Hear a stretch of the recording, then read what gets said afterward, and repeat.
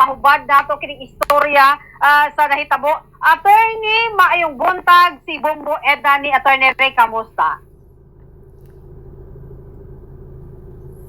May buntag, bumuhed na. Attorney Ray, gabi mahapit to mag-alas 11 na human kanang confirmation of charges o niyang gabi hapon ang gabi inasad. Sa imong panglantaw, attorney, unsay mga reaksyon mo, assessment sa nahitabo kagabi, Attorney Ray Cartohan? Well, kung sa boxing pa ni siya bumuhed na, no? First round pa lang ni siya, no? First 2 rounds. So, mga parties nagpagawas pagka-opening statements nila. So, ang burden man din ni bumuhed na, no? Nasa prosecution. Katoy klaro lang ang sistema, gi-expect ka man ni sa Congress, pagsugod pa lang sa hearing, ang burden din nga mo nilang substantial evidence na sa prosecution. So ang role lang sa kuan sa depensa, i-demolish, no, i-destroy, mo create og kanang ambiguity. So morning plastada karon sa mga argumento. So dapat ipakita sa prosecution sa ilang standard, no, sa ICC kanang giningon nilang substantial evidence nga nabagay basihan nga mopadayon ng kaso. So preliminary ni siya, no, sa trial bumuhed na. Okay. Pero attorney, mapansin nato sa prosecution o sa mga biktima, may gipresenta na sila mga ebidensya, Attorney Ray, kato mga speeches, mga clips, kato mga hearings, appeal po to Attorney Ray. Yes, no, sa lahi man gud approach sa kuan dinhi sa prosecution bumuhed na, no. Lahi sa kanang atong pag huna-huna nga kaning mga pag-pin down sa usa ka akusado, no, lahi nga teorya, no, kaning gina-develop nila sa kaso batok kay kanhing President Duterte.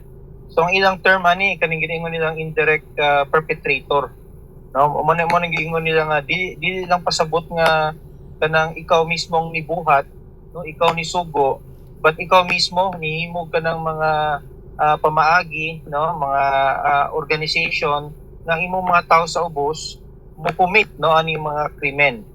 So mo ning unique version sa prosecution dinhi, no, nga murag mo create og mismatch ba, no, sa tuang pamalaod tungod kay sa atong pamalaod manggod na ay kanang level of liability, no, ikaw ang principal by direct participation, no, ikaw accessory, ikaw ang accomplice. Kani dinhi sa kuan sa prosecution gi-develop na nila ni sa ilang statement, no, dikto sa statement sa kuan mga prosecutors, no, maskin dikto kay Attorney Butuyan nga Filipino lawyer, no, naabtan man nato ni sa law school pod, no, si Attorney Butuyan nga not necessarily nga si President Duterte ang musugo, no, kanang direct ba, no, mamaning sa atong pamalaod din sa Pilipinas nga ikaw mismo musugo patyon ning si A, patyon si B. Ang teorya sa prosecution din para masabtan sa atong kuan, atong tigpaminaw, kaning giningon nilang concept sa indirect perpetrator. Pasabutin hinga although kuan pa ni siya, contentious ni siya nga issue maskin sa mga international law experts tungod kay wala man ni sa Rome Statute. No, man ginaingon sa ibang mga ex-eksperto pero sa mga decision sa International Criminal Court Tribunal gina-allow na nila ni siya nga practice. So morning gina-develop sa atong prosecution nga mingon sila substantial evidence, no, sa standpoint ni sa depensa nga kulang ni siya, no, kulang katong mga statements nga naingon nimo di man to siya mo prove nga ikaw mismo ang nagpapatay, no, but ang sa version sa prosecution bumuhed na, no, para masabtan sa atong tigpaminaw kuan ni siya, totality ni siya, no, part ni sa kaning grand scheme, no, appeal ni siya sa kaning pamaagi, no, sa iyang administration nga ikuan ni i-implement, no, kaning giningon niyang war on drugs. Attorney, kay ito sa mga video clips i-appeal nga gisugo daw something ni Ana naman jud sila gipresenta, Attorney Ray, murag diha jud ang punto nga nituman ang kapulisan gumikan kay gisugo sila ni dating Pangulong Duterte daw. Yes, mo ni siyang instance nga kaning giniingon natong direct participation. No, mo tong video siguro kung mo tong version sa prosecution, mo ning usa ka incident nga magpakita no nga isugo.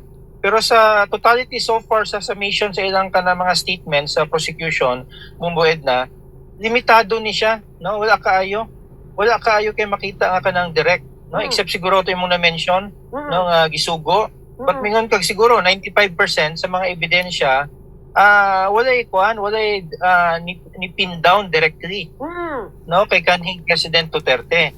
Pero ang ingon sa prosecution di na kinahanglan no importante kaning pattern no iyang mga statement gigamit sa iyaha no sa prosecution nga sa standpoint po sa depensa nasa counter argument po dato no kato ning si Attorney Kopman nga kung imong analisar tong mga statements selective ang gibuhat prosecution. So mo ni siyang so far preliminaries no so curious ta karon Bombo Edna kaning ginaingon nga presentation jud sa katong mga ebidensya no preliminarily. So ang kalainan ani Bombo Edna no sa kanang ginaingon nga kaning presentation sa ebidensya dili ni siya kanang trial pa siya. Ang pasabutan din ni Bombo Edna no based lang sa mga affidavits, mga statements no so far ilang mga argumento establish na kung kanang giningon nga substantial evidence kayo di pa man ni siya trial no tapos ang degree of kaning liability kung naaanay trial Bombo Edna kanang giningon natong proof beyond reasonable doubt no pero mo nang interesting karon Bombo Edna tungod kay kanang proof beyond reasonable doubt nga level of kanang evidence muguwas nga based sa kadaghanang mga ebidensya sa prosecution kadaghanan puro circumstantial no nga evidence mo yung circumstantial wala joy kanang direct no for example ni sugo pag usaw duha mapresenta nimo nga ebidensya duha to lang ka instances crimes against humanity bagud na siya no o base kana na siya isolated cases of mga murder no mo na siya mo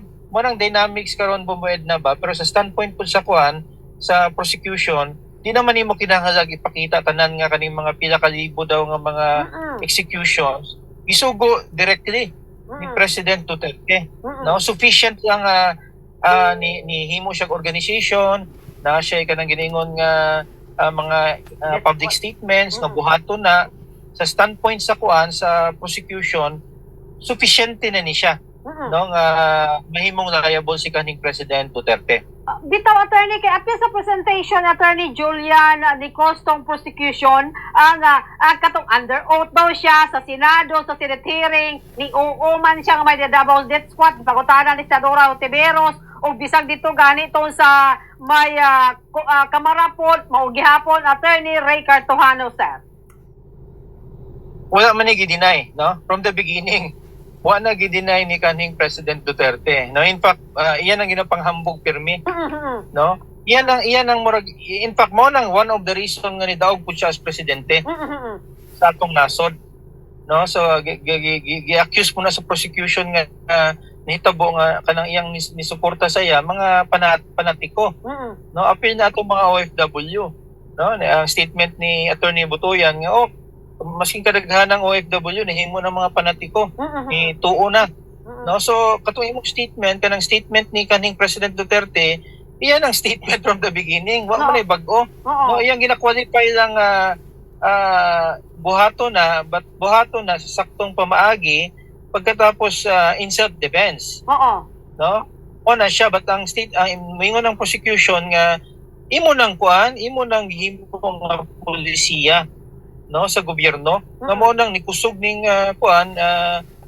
nikusog ning mga siguro grupo nga pamatyon ning mga drug addict no so mo nang teorya sa prosecution nga wa man gina-deny pod ni President Duterte so interesting ni karon Bombo Edna kung kana lang nga basis ma-prosecute bagod siya no but tanawon nimo sa mga jurisprudence sa sa International Criminal Court ginagamit nila ning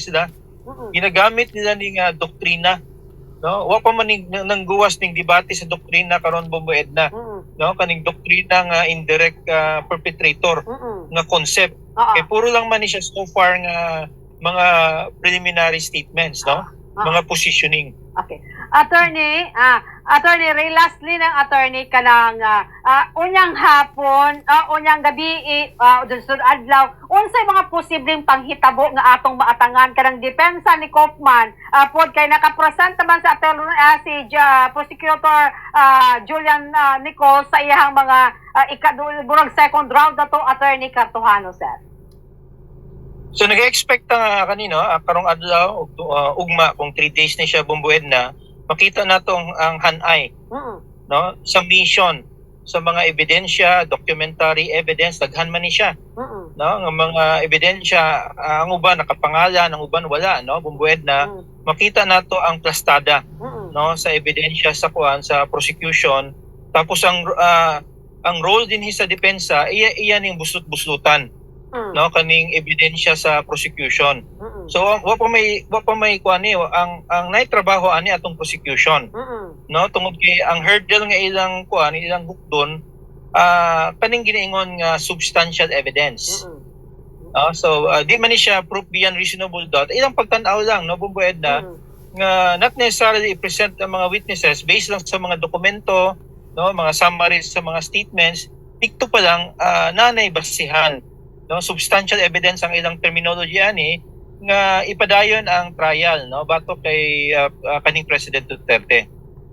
Okay. Attorney Ray, daghang salamat Attorney Ray sa oras sa gihatag mo sa mua para sa mo sabtan namo ang nahitabo kagabi ug sunod pa nga mga hearing kini sa kaso ni dating Pangulong Duterte. Daghang salamat. God bless, Attorney Ray. Anytime na, mabait na. Mao kadto mga kabumbo. Si Attorney Ray Cartojano ang atong nahimong bisita karong adlaw gumikan kay